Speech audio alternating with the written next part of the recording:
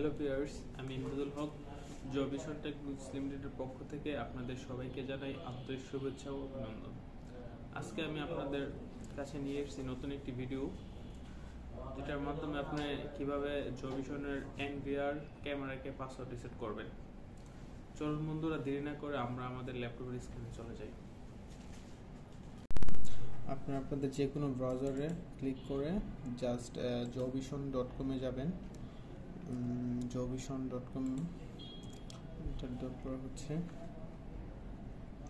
দেন আপনি সাপোর্ট থেকে password reset click করার পর আপনার একটা ক্লাউড সিআইডি চাবে এবং এরর কোড চাবে।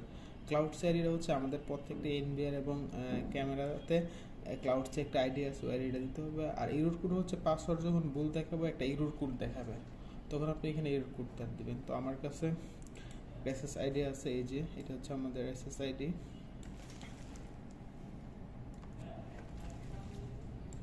আমি এখানে এসএসআইডিটা বসাই নিলাম।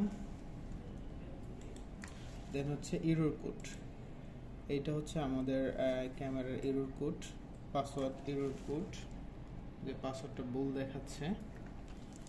দেওয়ার পরে দেন আমি এরর কোডটা এখানে বসাই দিলাম।